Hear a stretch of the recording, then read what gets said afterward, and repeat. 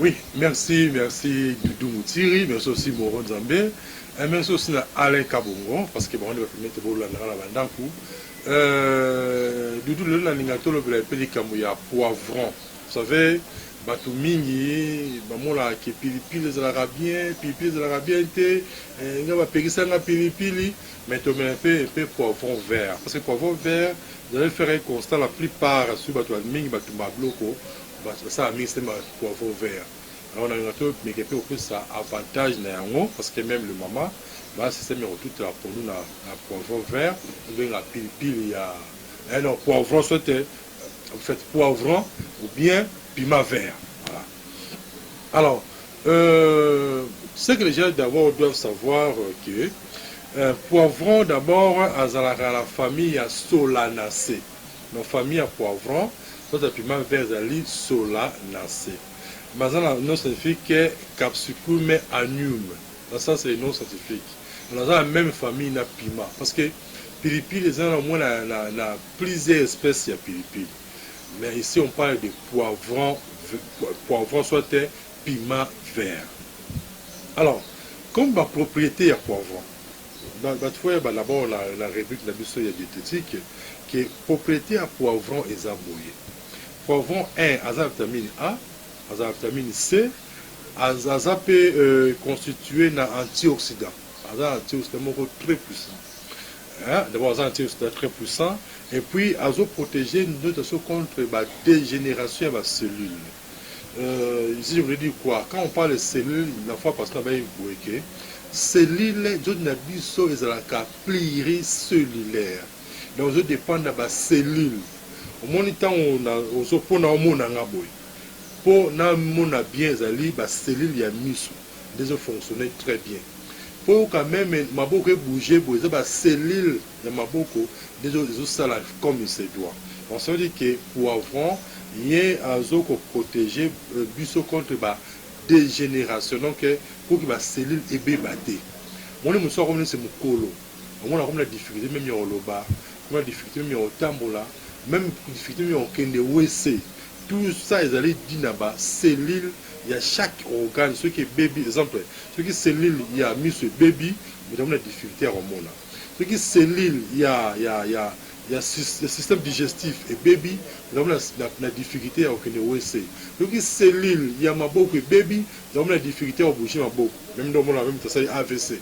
Quand la personne a fait maladie AVC, ça veut dire que ma cellule, ma beaucoup, ils permettent que ma beaucoup n'aille et bouger. Donc, qu'ils ont les cas pour alimenter ma cellule, c'est là qui m'a beaucoup et bouger. D'où, pour avoir maintenant, ils ont joué rôle, il y a quoi ça là qui ma cellule est bébatée. Parce que notre corps est pluricellulaire. Ça, c'est un. Et une balai. Donc, on a dit que vitamine, en fait, poivron, soit piment vert, à la vitamine C, parce que vitamine C, où ils ont la poivron, de ça, qu'il y a un poivron, en fait, ils allaient 4 fois plus que orange. Donc, mon oyo allait poivron, alors allait qui 4 fois, mon allait orange. Parce que vitamine C, il y a poivron, ils ont plus. Et l'équipe mouton allait orange fois 3. L'équipe mouton allait pendant fois 4. Et l'équipe mouton même allait citron. Par rapport à ma propriété dans l'eau. Alors, ça aussi qu'on contenu aussi la flavonoïde. Piment vert, soit des poivrons, ça la flavonoïde. Quand je parle de flavonoïdes, des alliés, les alliés anti-inflammatoires, mon corps, il y a ma casse aussi. D'abord, flavonoïdes, ils sont puissants. Il y a pilipili. Bon, je disais aussi que les flavonoïdes sont comme un anti-inflammatoire. Vous allez, il y a ma casse. Et puis ça protège le système circulatoire. Voilà. Ils ont protégé aussi le système circulatoire. Et puis, poivron aussi, il faut que vous bien que ça aussi, ça la graisse. Poivron, ça pauvre la protéine. Et puis, ça pauvre la graisse. C'est nécessaire de comprendre. Alors, quand je parle de flavonoïdes, je voulais encore, ma ntango nasala émission la fois passée que ntina asalaki eza okozala moto aza meme na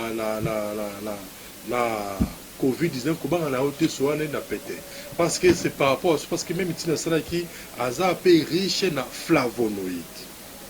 Voyez.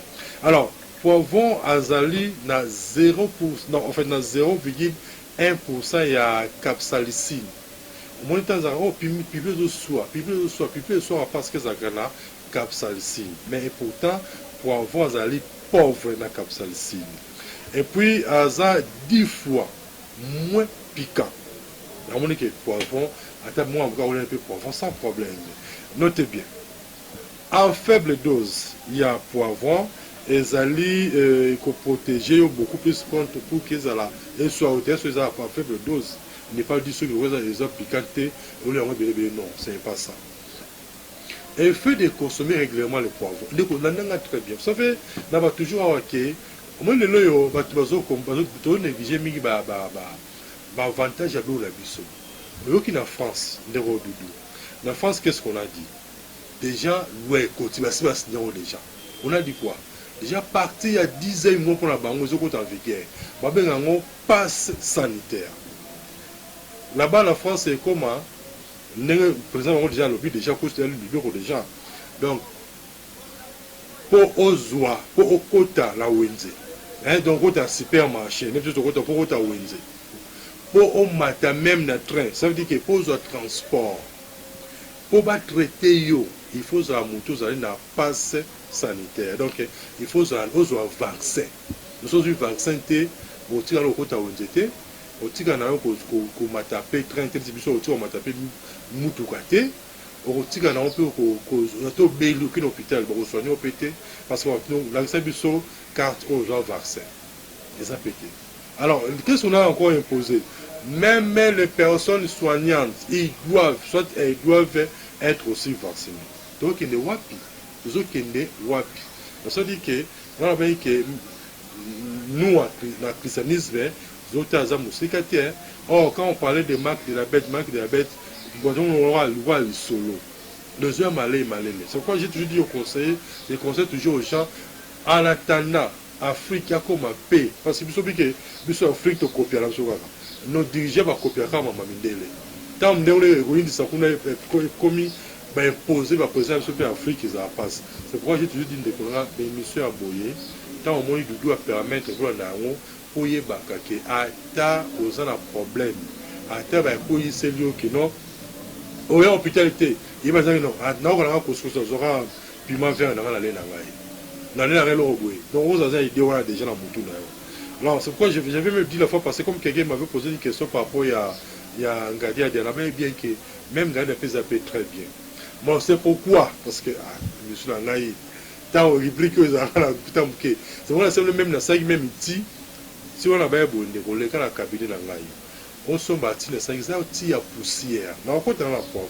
Bon, dans une maladie soignée par le poivron et puis dans le traitement.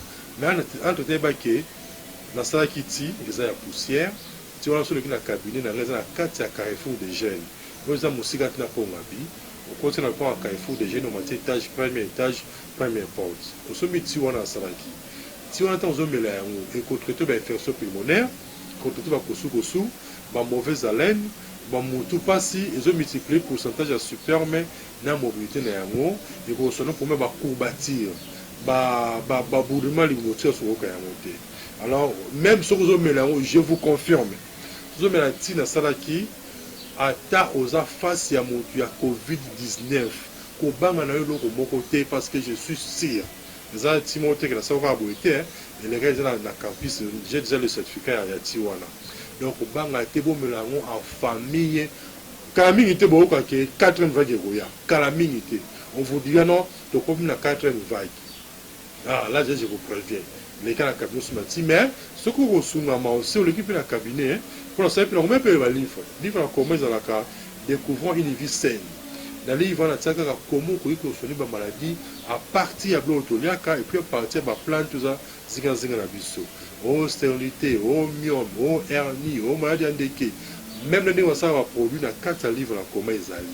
Maintenant, on souhaite le cabinet dans la pour sommer. En attendant, zone na poivron, il va que le numéro de téléphone est 081 81 14 365. 081 81 14 365 ou bien 089 62 68 038. Le 089 62 68 038. Vous me savez, moi, je sais que ah, mon Nzambe, Doudou Moutiri. Mon nom lui sera parce que c'est pas, c'est la 10 minutes dans la tranche, il y a un Doudou, dans la République de diététique. Ce qui Jésus-Christ a osé mater, prochainement, la maladie soignée par le poivron, soit piment vert. Mais on souhaitait ceux qui même mourant au ils mangent le poivron, pour qu'on mange le poivron zanini. On a besoin de dire avantage dans le rouler mais prochainement on peut c'est peu comment il faut soigner mais le gars pour la carte si vous avez un cas particulier nous au tambour aussi dans tel cas nous soigner ce 5 traitements dans le autre traitement ce peut 5 peut conseil en plus son conseil l'imsan zaki yabino Athanase Muzolo Kabemba bon nous nous n'avons pas ça prochainement